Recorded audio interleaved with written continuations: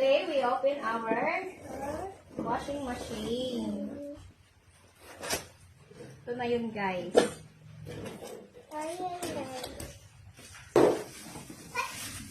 Shout out kay Ann Potasio. Ann, ito na yun, Ann.